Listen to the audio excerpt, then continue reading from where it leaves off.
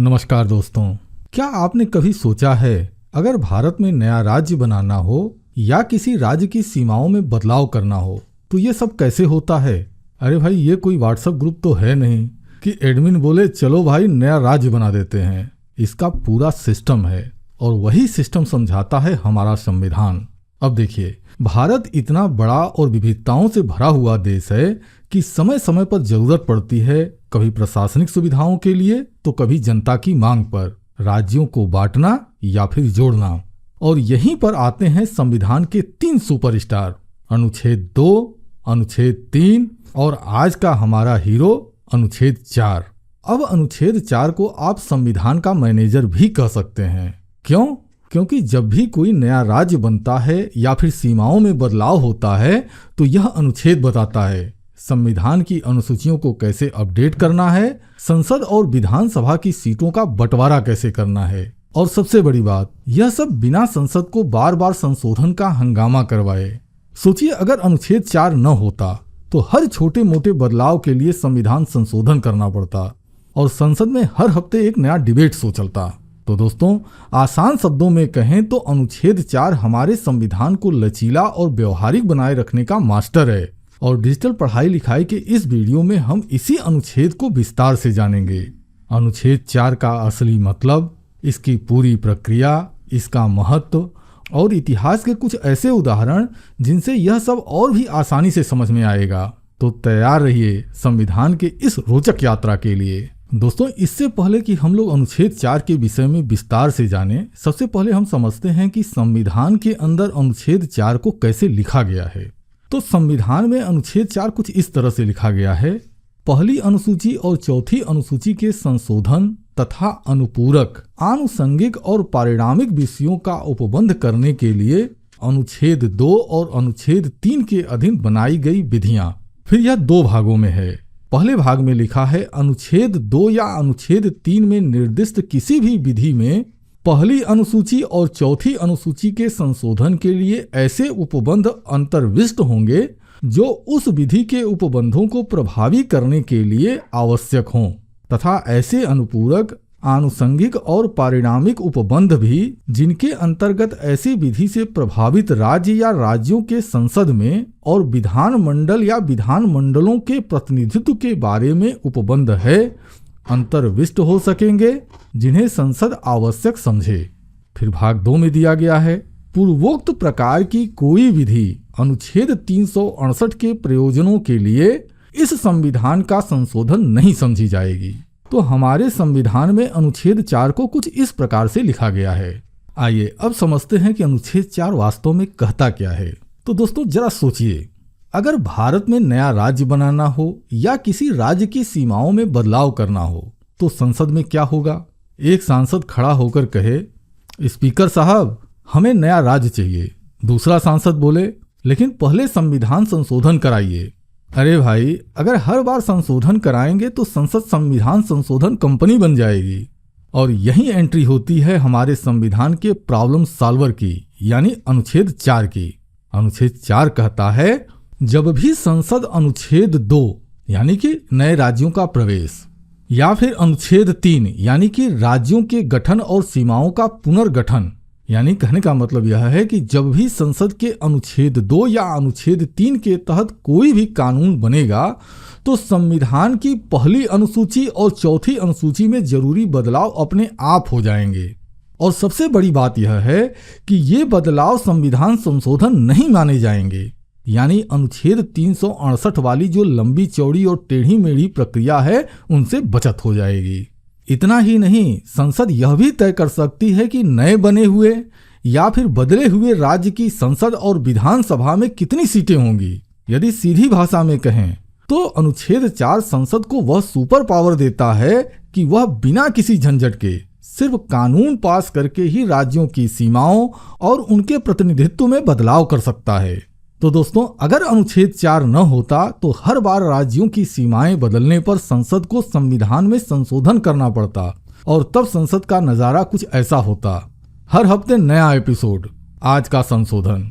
यही वजह है कि अनुच्छेद 4 हमारे संविधान को लचीला और व्यवहारिक बनाता है।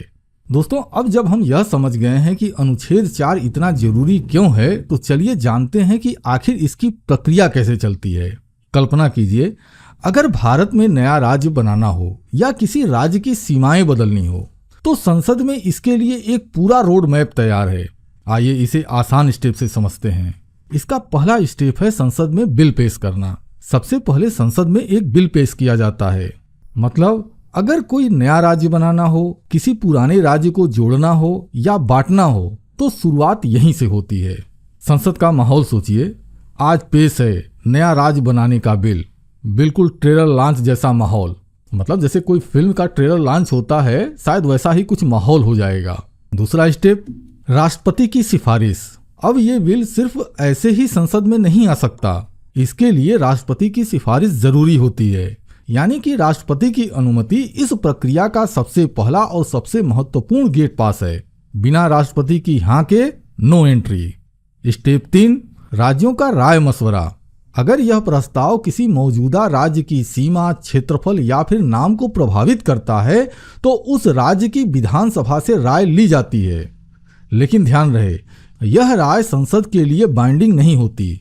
मतलब भाई, मैंने आपकी राय ली है, पर इसको मानना या न मानना हमारी मर्जी है। संसद चाहे तो विधानसभा की राय को स्वीकार कर ले और चाहे तो उसे अनदेखा भी कर सकती है। चौथा स्टेप, संसद द्वारा कानून पारित करना। जब बिल संसद में पास हो जाता है, तब खेल आता है अनुच्छेद 4 का। इसके तहत संविधान की पहली अनुसूची और चौथी अनुसूची में संशोधन कर दिया जाता है और इसके बाद नए राज्य की सीमाएं, उसका नाम और संसद एवं विधानसभा की सीटों का बंटवारा सब आधिकारिक रूप से लागू हो जाते हैं। तो दोस्तों, इस तरह अनुच्छेद 4 की पूरी प्रक्रिया हमारे संविधान को लचीला बनाती है और संसद को यह ताकत देती है कि वह समय और परिस्थितियों के हिसाब से राज्यों का गठन या पुनर्गठन बहुत ही आसान तरीके से कर सके। सोचिए, अगर यह लचीलापन न होता तो हर छोटे बदलाव के लिए संविधान संशोधन करना पड़ता और संसद बन जाती एक संशोधन की फैक्ट्री।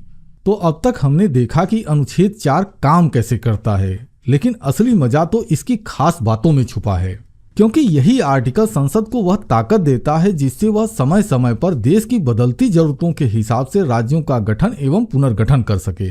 तो चलिए अब इसको समझते हैं। सबसे पहली और सबसे जबरदस्त बात क्या है? अनुच्छेद 4 के तहत किए गए बदलाव संविधान संशोधन नहीं माने जाते। मतलब संसद को अनुच्छेद 368 वाली लंबी चौड़ी और सिर दर्द देने वाली प्रक्रिया से नहीं गुजरना पड़ता। बस एक साधारण कानून पास करो और राज्यों की सीमाएं, नाम, संरचना बदलाव हो गया। सीधे शब्दों में नो टेंशन नो प्रॉब्लम। अच्छा, अब जरा तुलना कीजिए। जहां अनुच्छेद 368 के तहत संशोधन करना लंबी मीटिंग वाली ऑफिस फाइल जैसा है, वहीं अनुच्छेद 4 के तहत बदलाव करना एक शॉर्टकट की दबाने जैसा आसान है। यही वजह है कि संसद आसानी से नए राज्य बना पाती है या फिर पुराने राज्यों का पुनर्गठन कर पाती है। अब अगली खास बात क्या है? देखिए, भारत जैसा विशाल और विविधताओं से भरा हुआ देश हमेशा बदलती मांगों से गुजरता है, कभी प्रशासनिक सुविधा के लिए तो कभी राजनैतिक कारणों से। और यहाँ पर अनुच्छेद 4 संसद को देता है लचीलापन, यानी कि फ्लेक्सिबिलिटी। मतलब संसद बदलते हालातों के हिसाब से तुरंत निर्णय ले सकती है और देश को आगे बढ़ा सकती है। आइए अब एक दिलचस्प बात और करते हैं। अनुच्छेद 4 में 3 बड़े बड़े अंग्रेजी शब्द आए हैं। पहला है सप्लीमेंटल, दूसरा है एसिडेंटल, कंसिक्वेंटल मैटर्स। अब अगर आप इन शब्दों को देखें तो ये सुनने में भारी लगते जरूर हैं, लेकिन इनका मतलब बहुत आसान है। इनका सीधा सा अर्थ यह है कि नए राज्य बनाने या सीमाएं बदलने से जुड़े सभी छोटे बड़े बदलाव, संसद और विधानसभाओं में सीटों की संख्या, संसद में प्रतिनिधित्व और बाकी प्रशासनिक व्यवस्थाएं, ये सब अनुच्छेद 4 के अंतर्गत ही एडजस्ट हो जाते हैं। तो दोस्तों, यही वजह है कि अनुच्छेद 4 को संविधान का फ्लेक्सिबल मैनेजर भी आप कह सकते हैं, क्योंकि यह भारत जैसे बड़े और विविधताओं से भरे हुए देश को बिना झंझट के आगे बढ़ने में मदद करता है। आइए अब हम समझते हैं कि अनुच्छेद 4 का महत्व क्या है। दोस्तों, भारत भले ही एक संघीय ढांचे वाला देश है, लेकिन एक बात तो साफ है, हमारे राज्यों की सीमाएं अस्थायी नहीं हैं। क्यों? क्योंकि समय के साथ हमारी सामाजिक, सांस्कृतिक, भाषाई और प्रशासनिक जरूरतें बदलती रहती हैं। कभी कहीं पर नई पहचान की मांग होती है, तो कभी बेहतर प्रशासन की, तो कभी जन भावनाओं का सवाल उठ जाता है। और इन्हीं बदलती परिस्थितियों के कारण कई बार हमें नए राज्यों का गठन या फिर पुराने राज्यों का पुनर्गठन करना पड़ता है। अब जरा सोचिए, अगर हमारे पास अनुच्छेद 4 न हो तो क्या होता। हर बार जब हमें नया राज्य बनाना पड़ता या फिर किसी राज्य की सीमाएं बदलनी पड़ती तो हमें संविधान में संशोधन करना पड़ता, यानी सीधा जाना पड़ता अनुच्छेद 368 के पास। और यह है एक लंबी, जटिल और टाइम खाने वाली प्रक्रिया। मतलब नया राज्य बनने से पहले ही कई लोग कह देते, भाई रहने दो, इतना टाइम किसके पास है। और यहीं पर अनुच्छेद 4 हमारी मदद करता है। यह संसद को यह अधिकार देता है कि वह सिर्फ एक साधारण कानून बनाकर ही राज्यों की सीमाओं में बदलाव कर सके, उनकी संरचना तय कर सके और संसद एवं विधानसभा की सीटों में बंटवारा भी आसानी से कर सके। यानी अनुच्छेद 4 के कारण ही देश की जरूरतों के हिसाब से राज्यों का गठन और पुनर्गठन आसान हो जाता है। संविधान को बार बार बदलने की झंझट से बचा जा सकता है और भारतीय संघ और भी ज्यादा लचीला और व्यवहारिक बना रहता है। यदि सीधी भाषा में कहें तो अनुच्छेद 4 हमारे संविधान को इतना स्मार्ट और फ्लेक्सिबल बनाता है कि बदलते समय के साथ राज्यों का गठन एवं पुनर्गठन बिना किसी रुकावट के हो सकता है। तो दोस्तों, अगर भारत की कहानी को बिना अटकाए, बिना भटकाए आगे बढ़ना है तो अनुच्छेद 4 ही है वह सीक्रेट की जो सब कुछ आसान बना देता है। दोस्तों, अभी तक हम लोगों ने समझा कि अनुच्छेद 4 क्या है और कैसे काम करता है, लेकिन मजेदार बात यह है कि यह सिर्फ कागज पर लिखा हुआ कोई नियम नहीं है, बल्कि यह भारत के इतिहास में हुए कई बड़े बदलावों का गवाह भी रहा है।